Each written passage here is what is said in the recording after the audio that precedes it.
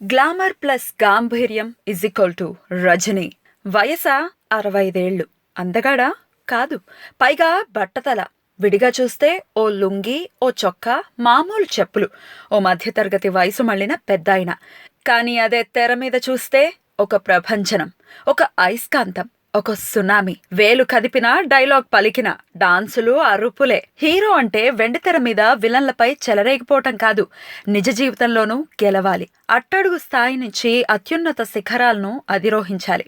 చరిత్రలో ప్రత్యేక స్థానం సంపాదించుకోవాలి. ఎంతో మందికి స్ఫూర్తిగా నిలవాలి. తనకున్నంతలో కొంతమందికైనా జీవితాన్ని ఇవ్వగలగాలి. అలాంటి వ్యక్తే నిజమైన హీరో.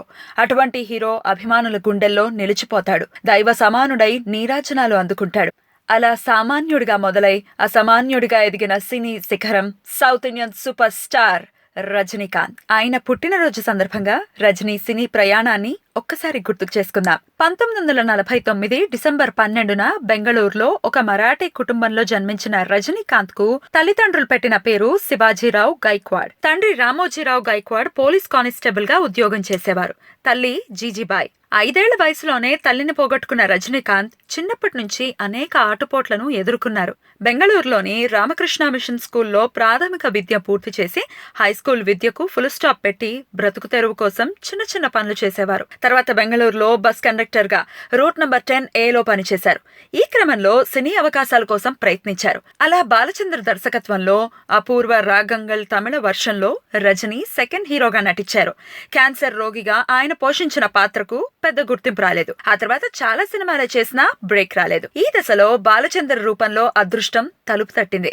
తమిళంలో అరవ్ ఓర్ తోడర్ కథై, తెలుగులో అంతులేని కథ పేర్లతో వచ్చిన చిత్రాల్లో రజనీ పోషించిన పాత్ర సూపర్ హిట్. ఈ చిత్రంలో రజనీకాంత్ సిగరెట్ కాల్చే స్టైల్ ప్రేక్షకులకు విపరీతంగా నచ్చింది. ఆ తర్వాత విలన్ హీరో అని చూడకుండా వచ్చిన ప్రతి అవకాశాన్ని సద్వినియోగం చేసుకుంటూ ముందుకు దూసుకుపోయారు రజనీకాంత్. ఆయన మొదటిసారి సోలో హీరోగా నటించిన చిత్రం భైరవి.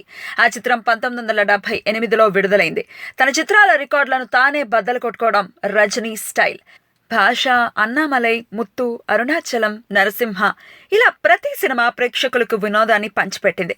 ముత్తు సినిమాతో ఆయన సినిమాలు జాపనీస్ లో కూడా డబ్బింగ్ అవటం మొదలైంది. జపాన్, సౌదీ, బ్రిటన్, అమెరికా దేశాల్లోనూ రజనీ సినిమాకి వచ్చే కలెక్షన్స్ మరే భారతీయ స్టార్ సినిమాకు రావన్నది అక్షర సత్యం. సూపర్ స్టార్ గా, అంతకు మించిన మంచి మనిషిగా కోట్లాది హృదయాల్ని దోచుకున్న రజనీకాంత్ వ్యక్తిగత జీవితంలో ఇప్పటికీ నిరాడంబరంగానే ఉంటారు. మేకప్ తీసేస్తే ఆయన సాదాసీదా మనిషి. ప్రస్తుతం క్రియేటివ్ డైరెక్టర్ శంకర్ దర్శకత్వంలో రోబో 2.0 ద్వారా రికార్డుల బెండ్ తీసేందుకు రెడీ అవుతున్నారు రజనీ. వయసు మీద పడుతున్నప్పటికీ తన అభిమానుల్ని అలరించడమే లక్ష్యం అంటున్న రజనీకాంత్ మరిన్ని పుట్టినరోజు వేడుకలు జరుపుకోవాలని ఆశిద్దాం. అడ్వాన్స్ గా many happy returns of the day super star Rajinikanth.